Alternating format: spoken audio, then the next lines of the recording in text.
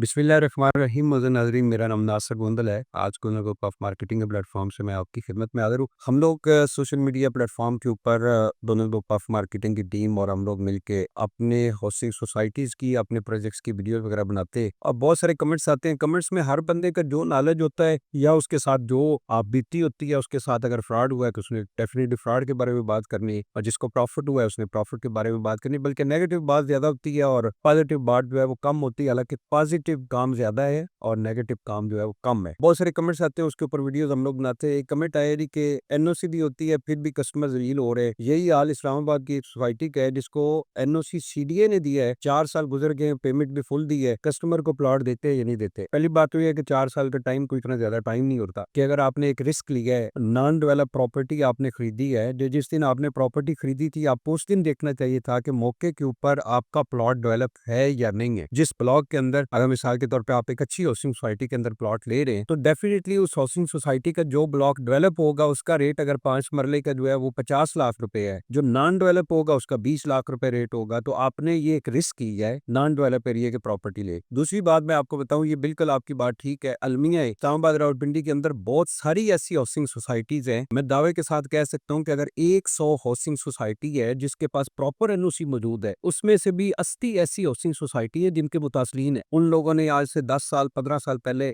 उस housing society ने काम शुरू किया। गवर्नमेंट के तमाम इदारों से लीगल है, उसके पास तमाम किस्म के एनओसीज मौजूद हैं। तो फेज 1 उन्होंने बनाया, डिलीवर कर दिया। फेज 2 उन्होंने बनाया तो डिलीवर कर दिया। फेज 3 का उन्होंने पैसा उठाया मार्केट से और वो डिलीवर नहीं कर सके। तो ये तकरीबन आप समझे कि 80% हाउसिंग सोसाइटीज ऐसी हैं जिनके पास एनओसी मौजूद है, लेकिन उसके बावजूद उनके मुतासरीन है 10,000 अगर उनका मेंबर है, 6-7 हजार लोगों को प्लॉट मिला है और 3-4 हजार लोगों को प्लॉट नहीं मिला और आगे करीब करीब मिलने के कोई चांसेस भी नहीं है। मैं जिन हाउसिंग सोसाइटीज को जानता हूँ उन हाउसिंग सोसाइटी का मैं दावे के साथ कह सकता हूँ कि जिन लोगों को प्लॉट मिलने थे मिल गए। अब जो उनके मुतासरीन है उन्होंने अपनी फाइलें बेचनी है तो बेच दे, उनको प्लॉट नहीं मिलेगा क्योंकि उस हाउसिंग सोसाइटी के करीब लैंड इतनी महंगी हो चुकी है कि वो हाउसिंग सोसाइटी नई लैंड बाय करके उस एरिया के अंदर। हाँ, एक ऑप्शन ये होता है कि वो हाउसिंग सोसाइटी जो अगली नई हाउसिंग सोसाइटीज बन रही हैं जहाँ पे चक्री वाली साइड पे, अटक फतेहजंग वाली साइड पे, उस साइड पे निकल जाए तो शायद वहां पे वो अपने मेंबरान को अकोमोडेट कर ले। लेकिन अब जो मेन एरिया था, जिस एरिया के लोगों ने सोच के लिया था, उस एरिया के अंदर मुश्किल है। तो ये कलमी है, इसके ऊपर जो है वो तकरीबन को 12 जून को नैब ने हम 4 जो बड़ी रियल स्टेट मार्केटिंग कंपनीज हैं जिसके अंदर ज़मीन.com है, स्टार मार्केटिंग है, स्काई मार्केटिंग है और Donal group of marketing, 4 marketing कंपनियों को एक कॉन्फ्रेंस में उन्होंने मदऊ किया है। 12 तारीख को हम लोग जाएंगे, इसी टॉपिक के ऊपर जो है वो कॉन्फ्रेंस हो रही है।